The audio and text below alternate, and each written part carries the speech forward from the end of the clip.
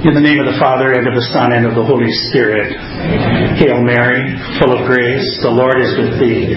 Blessed art thou among women, and blessed is the fruit of thy womb, Jesus. Holy Mary, Mother of God, pray for us sinners, now and at the hour of our death. Amen. Our Lady of Guadalupe, Eusebius of Vercelli, pray for us. In the name of the Father, and of the Son, and of the Holy Spirit. Amen. Well, good morning to all of you. I'm pleased to be able to accept this invitation from His Eminence to provide one of the talks at our conference this weekend. And His Eminence asked me if I would speak on the topic of the essential preparation for marriage. And this in light of, as he explained yesterday, the talks on marriage this weekend connected to the upcoming Extraordinary Synod on the Family. The actual title of that synod is The Pastoral Challenges of Family in the Context of Evangelization. And I might point out that the synod that meets this October 2014 is the Extraordinary Synod, and then there will be the Ordinary Synod meeting 1 year later in October of 2015. Somebody asked me this morning if there are plans for prayers and coming together to pray, to surround the synod with prayer. And I said I hadn't heard of anything, not here in the Diocese of La Crosse, but they may wait for the ordinary synod for that to be done. This presentation will be given from the perspective primarily from the papal magisterium, with a great reliance on St. John Paul II's apostolic exhortation on the role of the Christian family in the modern world. His Eminence made reference to it yesterday.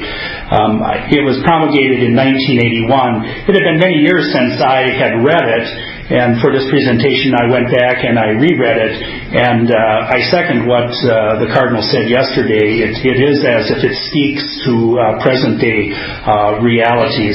Of course, and we wouldn't expect to find it there, one thing that's not at all mentioned there is this movement towards so-called same-sex marriages. That topic is not taken up, and I'm curious to see if the present synod will take up that rather difficult pastoral challenge.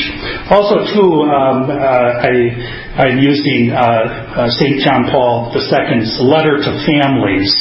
That document might not be that well known, but I'd like to recommend it to you. If you haven't read it, it's really a very, very excellent document. Also, too, the document of the truth and meaning of human sexuality from the Pontifical Council on the Family, and then too, I read an analysis of diocesan marriage preparation policies that is put out by the United States Conference of Catholic Bishops, as well as then using the policy manual from the La Crosse Diocese, which is entitled Living the Sacrament, in Perfect Union, Living the Sacrament of Marriage. It doesn't pertain just to the Diocese of La Crosse, but all 5 dioceses. It's promulgated by the Wisconsin Catholic Conference that is made up of the 5 dioceses of La Crosse. So those are the sources that I primarily used in this presentation. St. John Paul II states in his conclusion to Familiaris Consortio, quote, "The future of humanity passes by way of the family." And that statement of his amplifies what the Second Vatican Council Fathers stated in paragraph 47 of Gaudium et Spes, quote, "The well-being of the individual person and of both human and Christian society is closely bound up with a healthy state of conjugal and family life. Preparation for marriage and for family life is of the greatest importance. Important to the couple who is preparing for married life, for the church, and for society." Close quote. The decision for a man and a woman to marry is of the utmost importance, and it must not be done hastily, but only after prayerful deliberation and with the assistance offered and required by the Church. This is of particular importance today in that a great deterioration of family life and a corrosion of the value of marriage is widespread throughout our society. In years past, marriages were lived out within a supportive culture, where the failure of marriages was rare and divorce was considered to be a social plague. This is no longer the case. We are passing through a time in our nation's history where very rapidly the classical understanding of marriage as a permanent and faithful relationship between one man and one woman is not only being called into question and aggressively attacked, but is also fast losing its traditional priority in the civil law. This redefinition of marriage is taking place within the context of a culture that is becoming increasingly pagan and atheistic. If that were not enough, in addition, there is a growing disinterest and mistrust of the institutions that serve the Christian faith, with a heightened skepticism and mistrust of the Catholic Church in particular, as she seeks to correct the terrible damage done to her reputation as a consequence of the scandal of the clergy child sexual abuse. The effect of all of this has been an erosion of the importance and sacredness of marriage and family life among the general populace, including the Catholic faithful. So when a couple comes to the church for the sacrament of marriage, it presents a very important opportunity for evangelization. Their desire, a young couple's desire to celebrate the sacrament of marriage, indicates that while these couples live in this increasingly hostile culture, nevertheless, they are exhibiting a certain degree of faith that can lead them to a deeper understanding of love of Christ and His church. And this is an opportunity for evangelization that must be fully realized. The Church, through her magisterial teaching, recognizes this opportunity and provides directions to national bishops' conferences, to diocesan bishops, and to various diocesan entities, including parishes that are entrusted with the essential preparation for marriage and family life. And this new evangelization is to be grounded in the realization that a couple brings into being, by their marriage, a new ecclesial reality, the communion of the family, which is also known as the domestic church.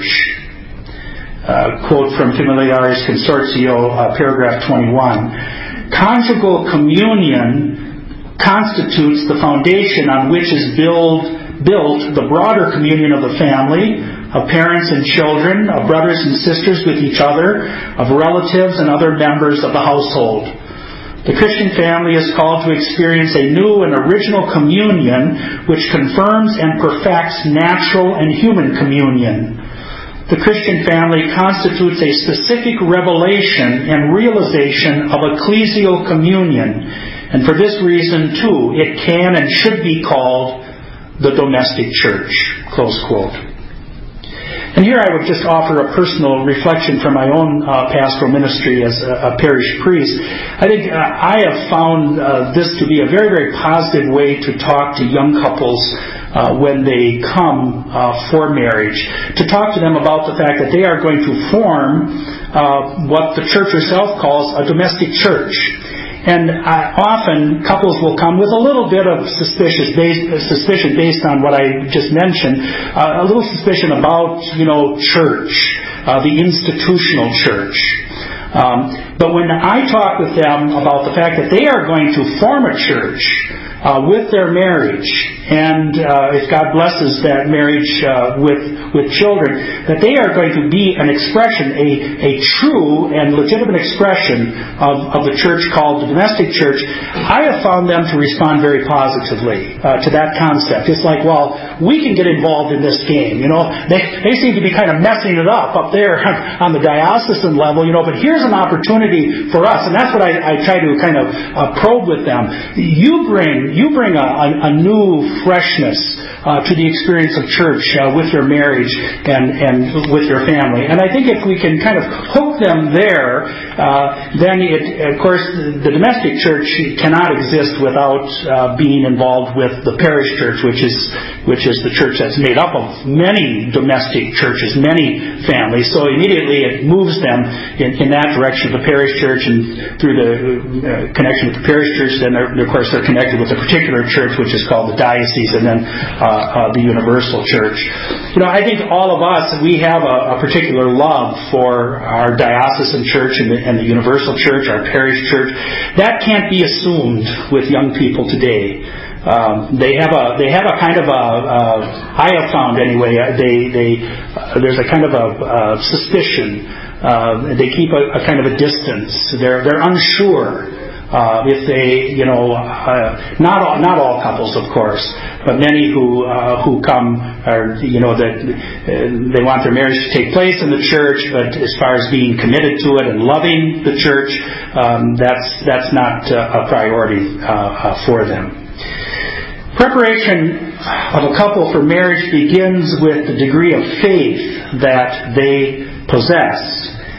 And this can be determined, and this is the way I determine it, through an honest conversation with them about their prayer life, as well as their commitment to the sacramental life of the church.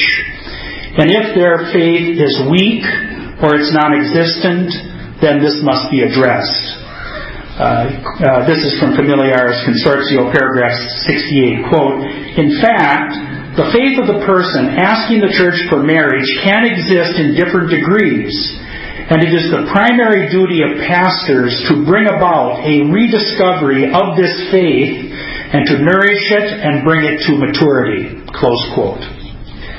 And it's recommended in the Apostolic Exhortation of Familiaris Consortio that pastors offer what it calls a journey of faith for couples, similar to the catechumenate, whereby a presentation of the fundamental truths of the faith are presented within the context of prayerful discernment over time. Quote, "Marriage preparation has to be seen and put into practice as a gradual and continuous process. It includes three main stages: remote, proximate, and immediate preparation," close quote. That's paragraph 66 of the Apostolic Exhortation. And those three stages, in just a moment, I'm going to focus in on each of those stages, the remote, the proximate, and the immediate preparation periods. This formative journey should include, 1, a deepening of personal faith based in authentic doctrinal content.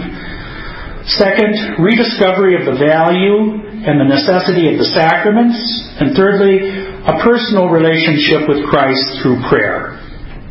Also, it is to include the study of conjugal sexuality based on sound scientific knowledge, as well as the correct method of education of children and the formation of a home where the virtues inform family life.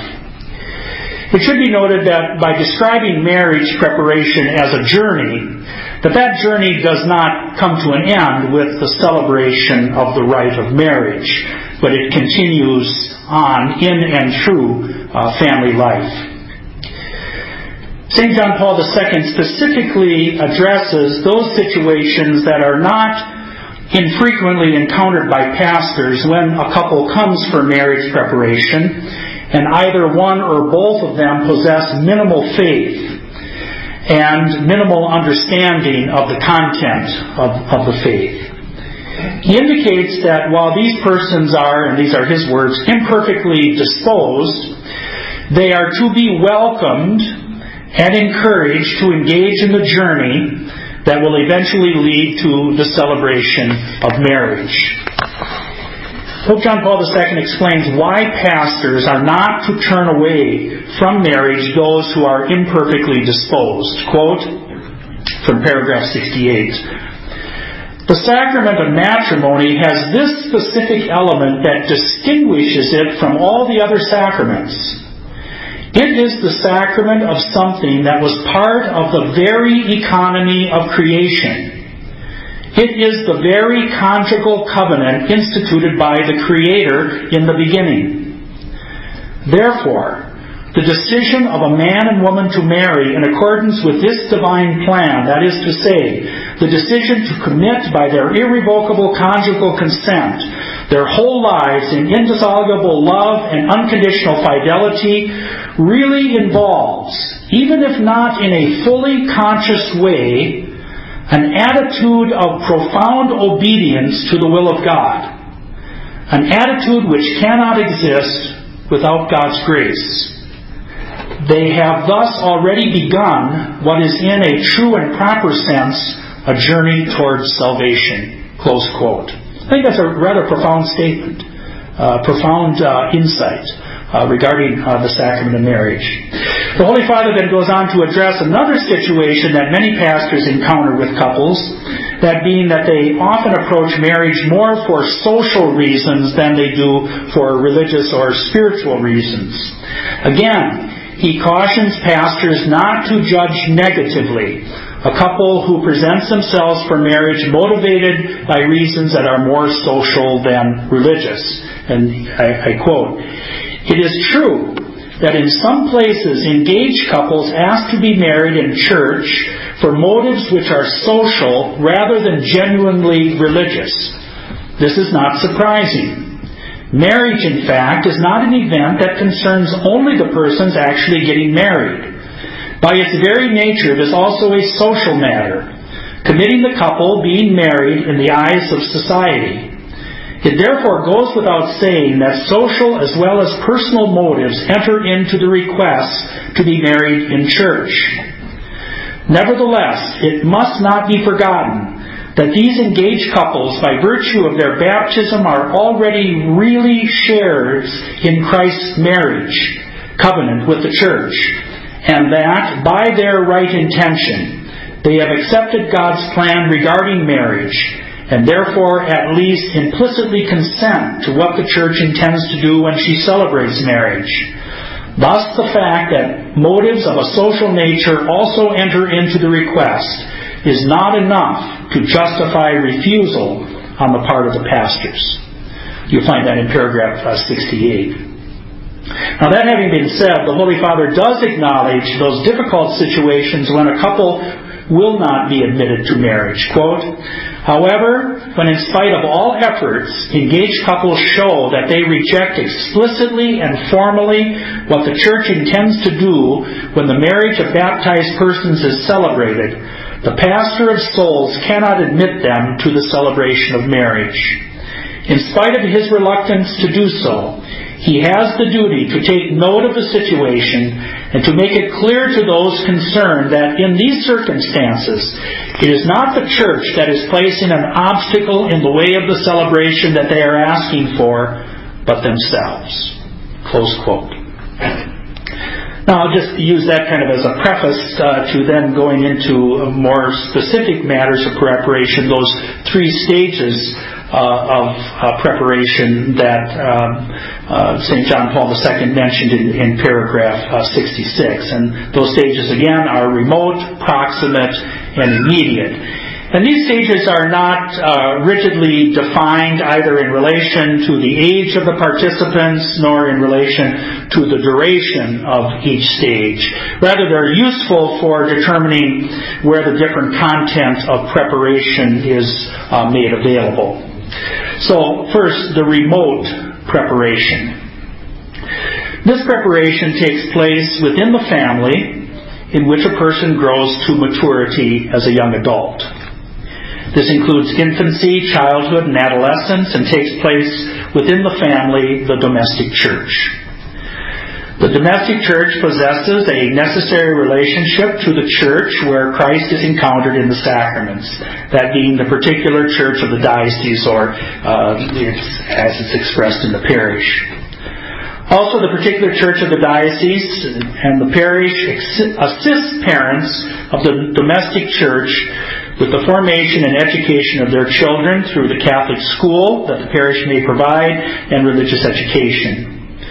Parents have the grave responsibility of making certain that their children receive an authentic formation and education in the Catholic faith. This is from paragraph 16 of the Holy Father's letter to families. quote, "Parents are the first and most important educators of their own children, and they also possess a fundamental competence in this area. They are educators because they are parents," close quote. Also in his letter to the families, St. John Paul II mentions two fundamental truths that are to inform this essential task of the education of children. Quote, "First, that man is called to live in truth and love, and second, that everyone finds fulfillment through the sincere gift of self," close quote. A child's education begins before birth, in an atmosphere in which the new life is awaited and welcomed, especially to the mother's loving dialogue with the child. That's found in paragraph 16 of the letter to the families. This continues in the earliest days of the newborn child by the parents recognizing that the child is the fruit of their mutual gift of love. The remote stage of preparation also involves an integral education that, quote, "not only develops the maturity of the human person, but is especially directed towards ensuring that those who have been baptized, as they are gradually introduced to a knowledge of the mystery of salvation, become daily more appreciative of the gift of faith which they have received. They should be trained to live their own lives in the new self, justified and sanctified through the truth." And that is a quote from Blessed Pope Paul VI's Declaration on Christian Education. This is the period when the formation of the character begins. That is this remote period. It is in this period that sexual differentiation is to be understood and appreciated, with a corresponding learned respect for persons of the opposite sex. It is also the time when self-control is learned and self-esteem is developed. Obviously, children best learn the values that form their character by observing it being modeled by their mother and their father. It is in this remote period of preparation that a faithful education in chastity and love as self-giving is to be presented to children and youth. The sexual education that a child receives from his or her parents in the first years of childhood and adolescence is important. And on this matter, I refer you to the document Truth and Meaning of Human Sexuality from the Pontifical Council on the Family. Among many other important points that this document makes, and if you've never read that Truth and Meaning of Human Sexuality, I would encourage you to do so. But it underscores the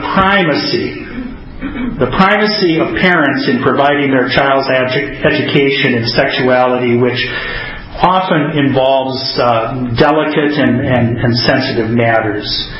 Now, other people can assist parents in this particular education, but only with the explicit permission and the oversight of parents. That is made very, very clear. And sadly, some years ago, I think much of it has stopped, but many years ago, and it was found in religious education programs, Catholic religious education programs in Catholic schools.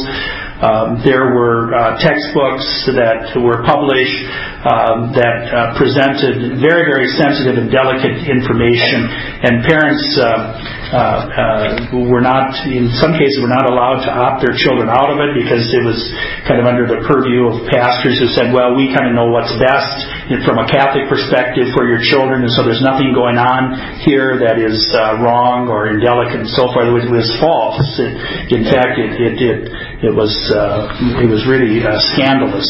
Now, and some of these, sadly, these textbooks that were used had imprimaturs too from bishops. So that gave even a stronger reason for pastors of parishes to say, look, you know, this can be used because right here it says that this is all right. And I know in La Crosse there were parents who fought against it and ultimately succeeded to a certain extent in being able to have the situation addressed. But it was a battle for a long time. And of course, this is a real problem when parents utilize public education to assist them in the education of their children, because there is no sensitivity at all in terms of the age of innocence of a child. So it's if you arrived in the 4th grade, you all take out, you listen to this or take out your book, and we're going to read about this, whether the 4th grader is ready for it or has been prepared in any way. So it's just assumed that everyone is on the same level. And of course they're not. When it comes to matters of sexuality, every person is there's a uniqueness to each person, especially to children.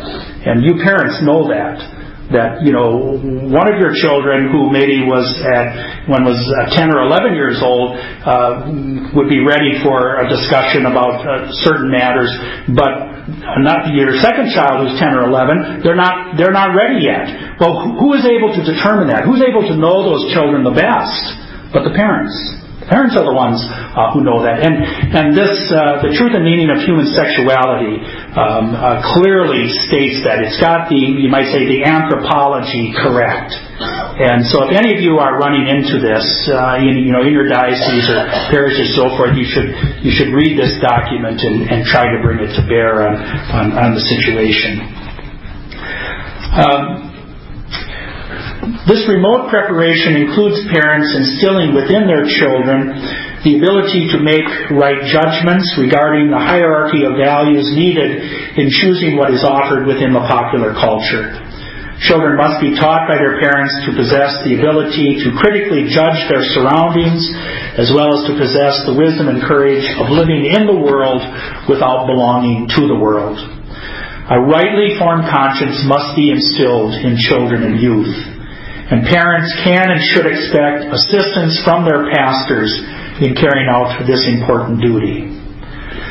The example of parents living out their Christian faith within family life is essential in the preparation of those whose vocation it will be to be married.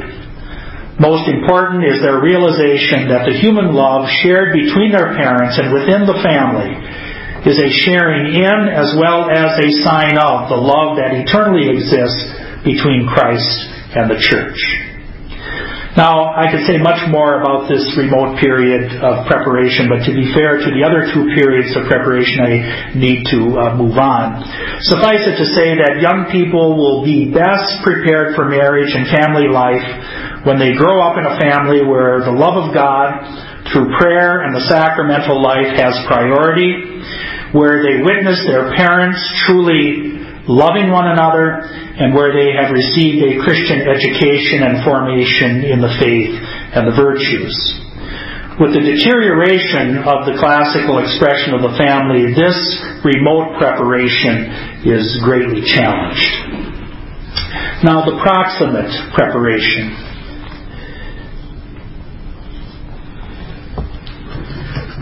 This period of preparation takes place during the period of engagement, the formal engagement.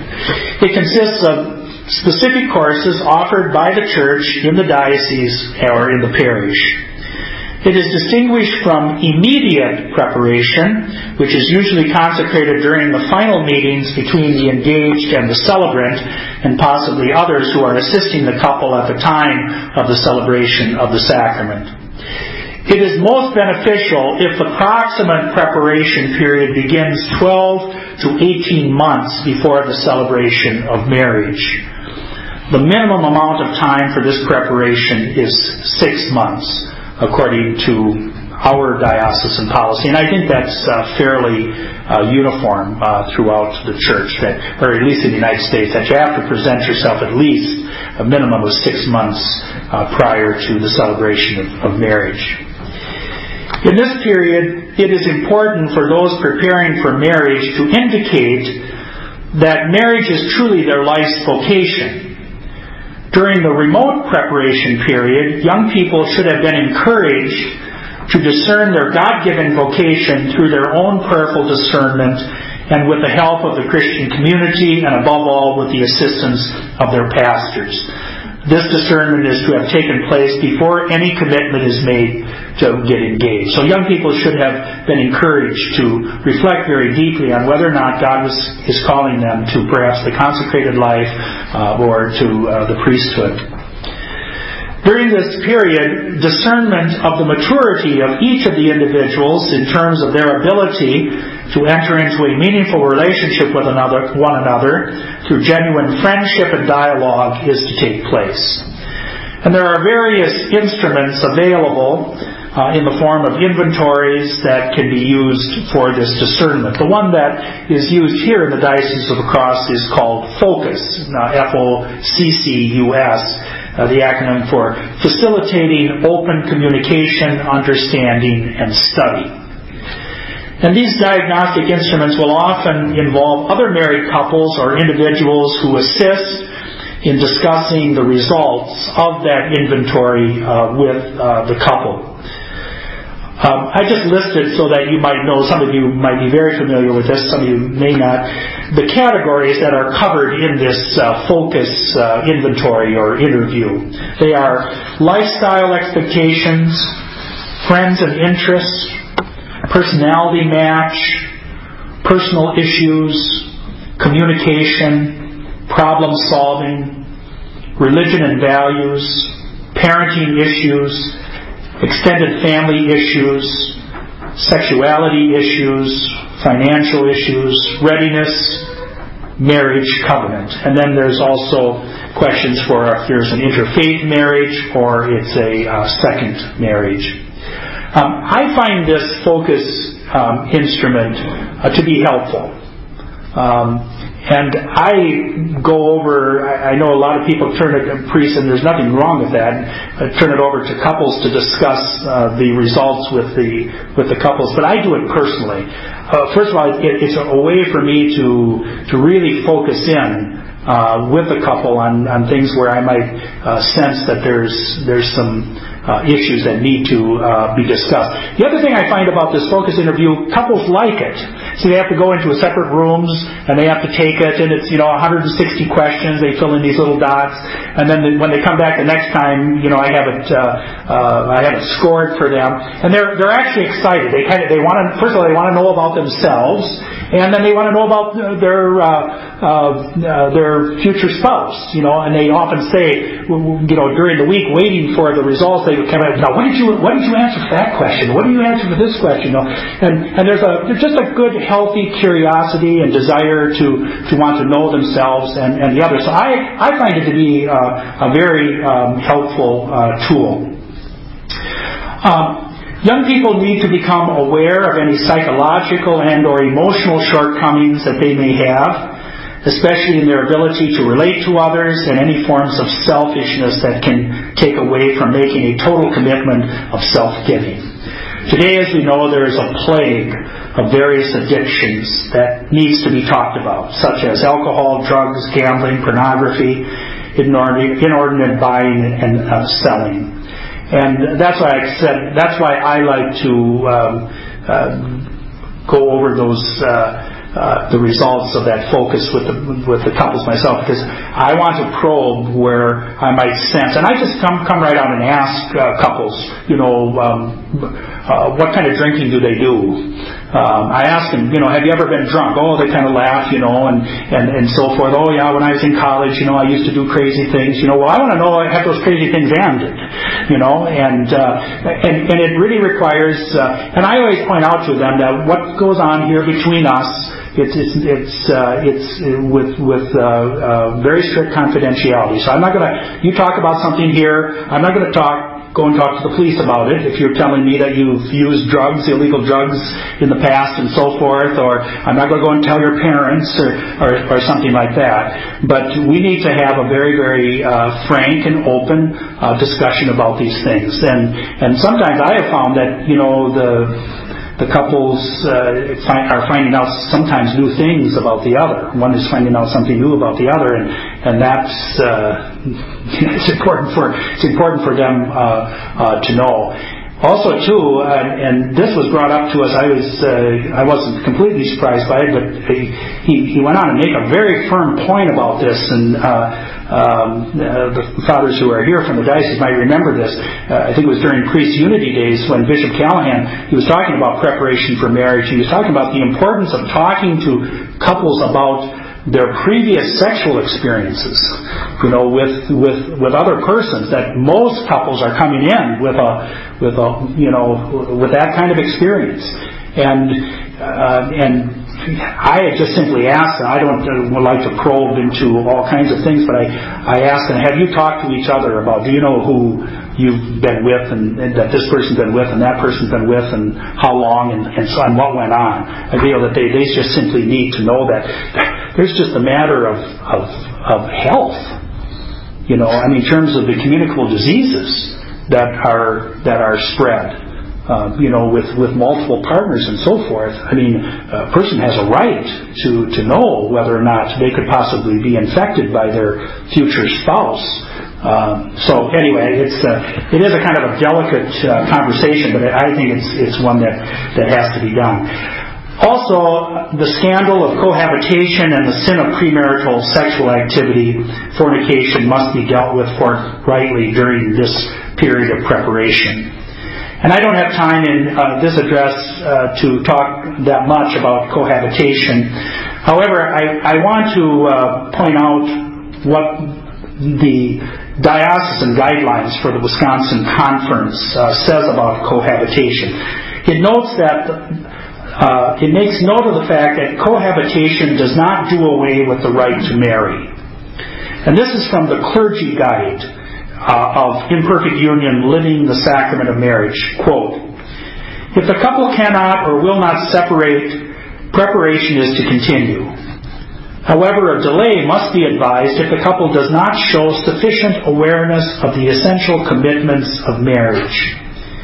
Each case must be taken on its own merits, and each case must be dealt with pastorally.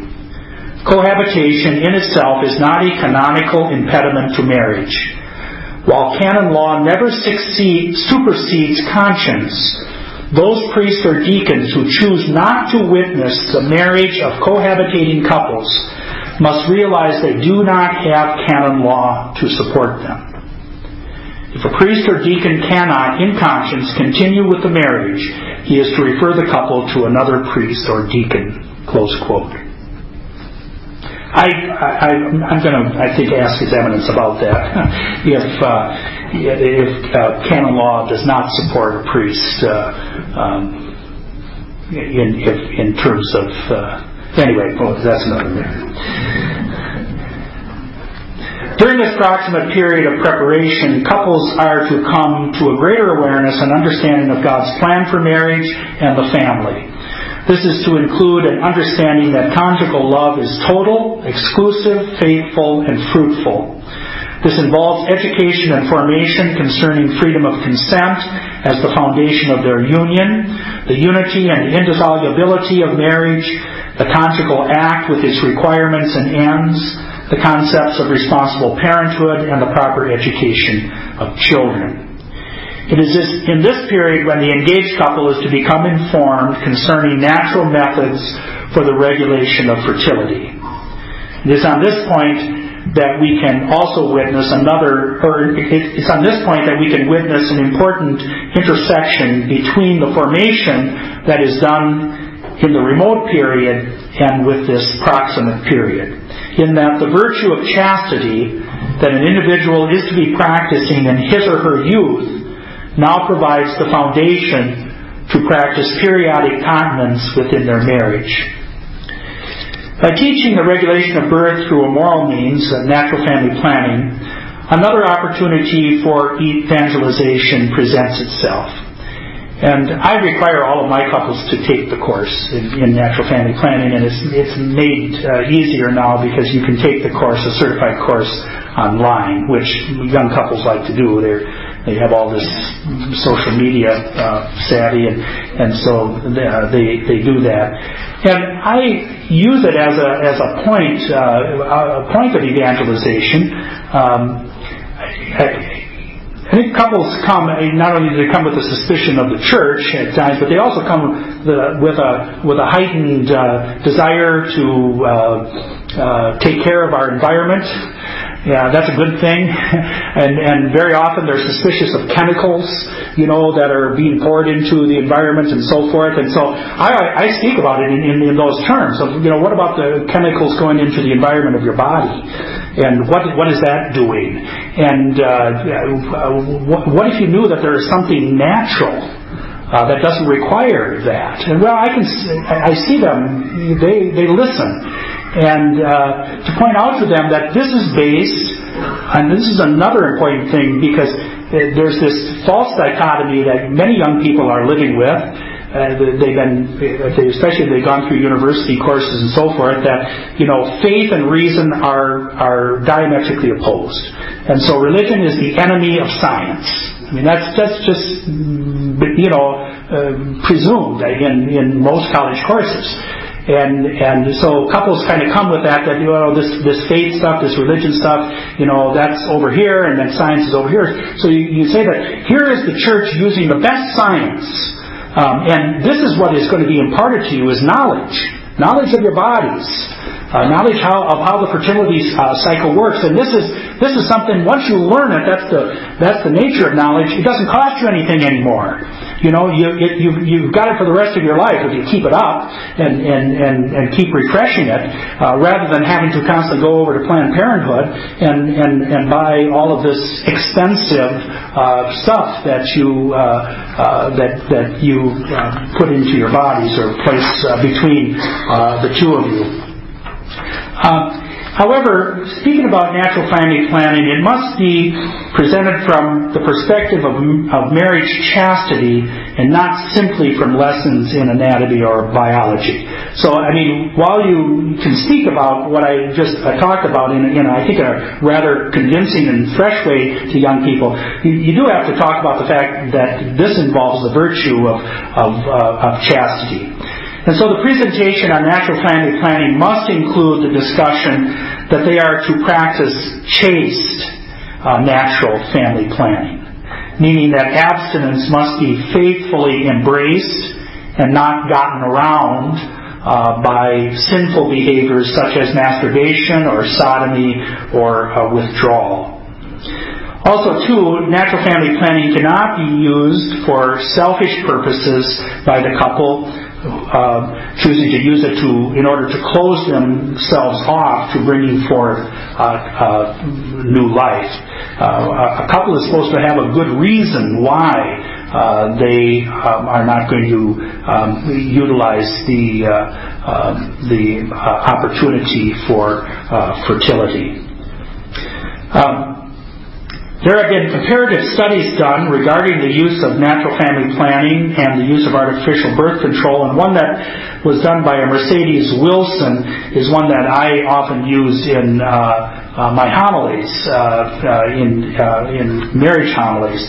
And in her conclusion, she states this: the natural family planning respondents have a dramatically low 2% divorce rate, are happier and more satisfied in their everyday lives, share a deeper intimacy with their spouse, realize a deeper level of communication with their spouse, attend church more often, and preserve the family unit more responsibly than the other groups. I always point that out. I say, right now, here we are on a Saturday afternoon, and there's weddings going on all over the United States. And right now, the statistics show that 50% of those marriages today that are going on today are going to end up in divorce.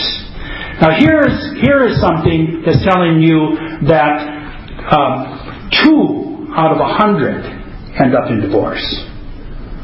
What group do you want to belong to? It seems pretty clear that that the church has got it right in this regard. Also, the engaged couple is to be informed and committed to the values concerning the defense of human life. Becoming the domestic church, they also become the sanctuary of life. That's from Evangelium Vitae. They are to be people of life and for life. Formation is needed today so that members of new families will not conform to the prevailing contraceptive mentality, but instead embrace a mentality of generosity towards others, beginning with being generous and bringing forth new life into the world. Married couples, through their new family, the new family they form, will make an essential contribution toward the development of the culture of life. This proximate period is also to involve a deepening of the faith, especially regarding the sacramentality of the church. This is to be more than simply becoming familiar with the marriage rite. It is to include an understanding that their spousal love will become a concrete expression, a lived sacramental sign in the world of Christ's love for His spouse, the church. Preparation of the engaged should include their being exposed through good catechesis to the dynamism of the sacraments, with a particular emphasis on the sacraments of reconciliation and the Holy Eucharist. In Canon 1065, in the Code, and in paragraph 1622 of the Catechism of the Catholic Church, it's urged that couples approach the sacrament of penance in order to receive the sacraments of marriage fruitfully. This period also provides the opportunity for the couple to develop a better understanding of the vitality of baptism and confirmation. And it sometimes happens that one or both of those who are Catholic may not be confirmed when they present themselves for marriage. This proximate period provides an opportunity for this to be accomplished. This is why coming 12 to 18 months before marriage is important. During this time of proximate preparation, it is encouraged that engaged couples interact with married couples who are committed to the faith and the moral teaching of the Church and who have a joyful view of marriage. They should meet in an atmosphere of dialogue, friendship, and prayer.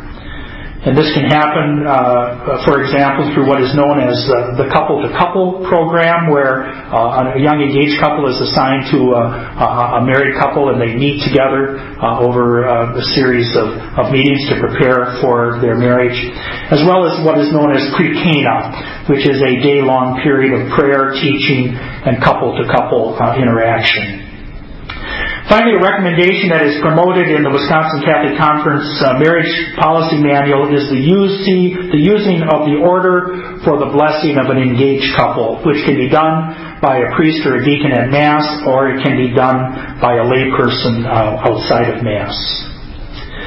So then, just to turn to the immediate preparation, this is not quite so long. The immediate preparation, this period would include the last few months before the wedding celebration itself.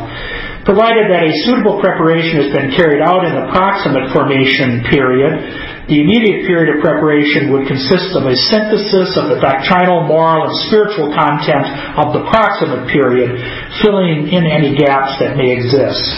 This is a time for more intensified prayer through a retreat experience or spiritual exercises that deepens the engaged couple's encounter with the Lord.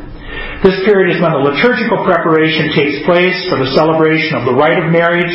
The couple should be exposed to the rite of marriage and take an active part in preparing the marriage celebration by their reading and studying the various optional prayers and nuptial blessings that can be chosen. The principle of lex orandi, lex credendi applies here. That is, what the Church prays is what the Church teaches. So anytime you can get anybody who's celebrating any sacramental rite to sit down and study and read the rite, what is being prayed is what we believe, and it's what the Church is teaching. So there's great benefit in couples preparing the rite, and the Church gives a number of optional prayers and blessings that rite, and they should be the ones who make those choices. It requires them to sit down. There's usually three options, three different masses that can be prayed, and I put the onus on them. You choose which Mass is going to be prayed, A, B, or C, in the Roman Missal. That requires them to sit down and read all of those prayers. And I think perhaps many of them would choose, well, we'll just take A, because it's the first one. So, but there's some that do sit down and read them all, and that's a good thing.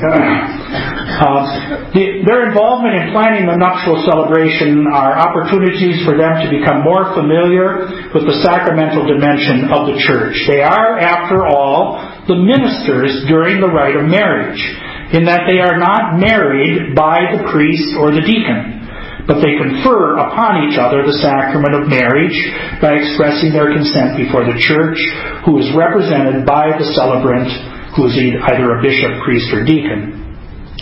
Now, it can frequently happen that the proximate period of preparation has been done poorly or minimally, and so the immediate period is required to accomplish a great amount.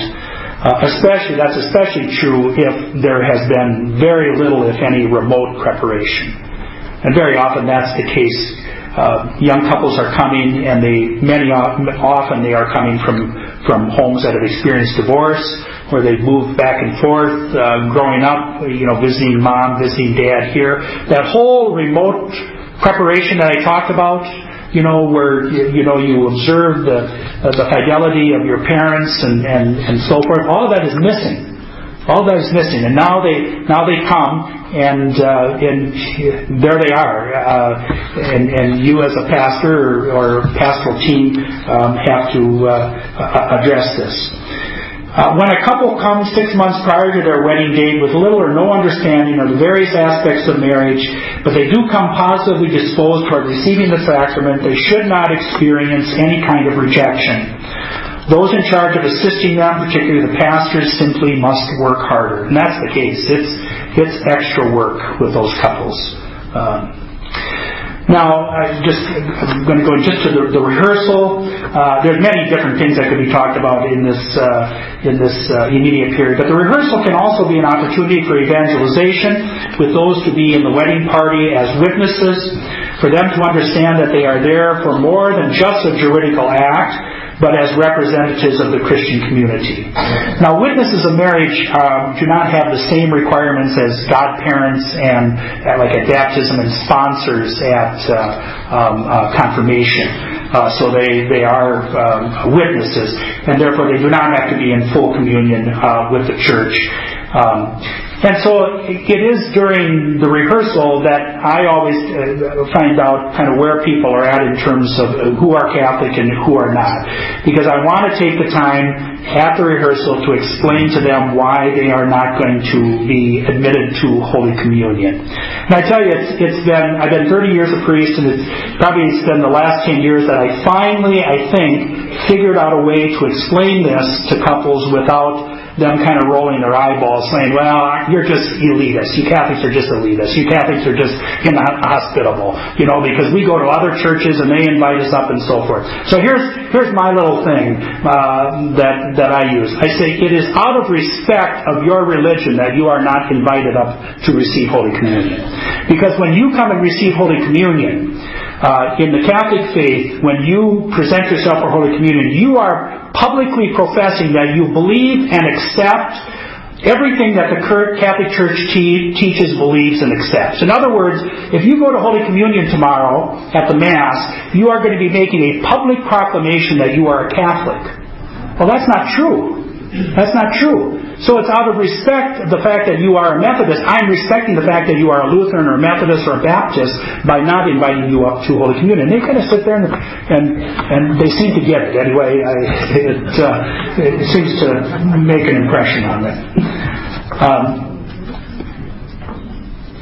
And I might just point out too that there has to be a clear indication to the congregation that gathers for the Mass, especially if that non-Catholics are not admitted to Holy Communion. Usually people have those programs and we have it printed in there. I often make a statement right before I leave the altar to give out Holy Communion. I'll say those who are in full communion with the Catholic Church and who are properly disposed are now invited to come forward for Holy Communion. So that's just my little spiel that I've developed over the years. And this is why the Church doesn't ordinarily recommend that a mixed marriage is done within the context of the Mass. It can be done. But ordinarily it's not done because there is this historical division that has divided the church, and what you're doing is you're introducing that historical division into this really a celebration of unity, and it's no fault of the couple that this historical division took place. And so to have half of the congregation coming up for Holy Communion and half of it not, is just a kind of a countersign as to what is being proclaimed. I just want to conclude, and we're right up against the hour here. I'll conclude with just a reflection on the immediate preparation from a statement from the Pontifical Council of Families, and it's certainly appropriate for the audience here today. Quote, "The preparation of the engaged should be accompanied by sincere and deep devotion to Mary, Mother of the Church, the Queen of the family. The engaged themselves should be taught to recognize that Mary's presence is as active in the family, the domestic church, as it is in the wider church.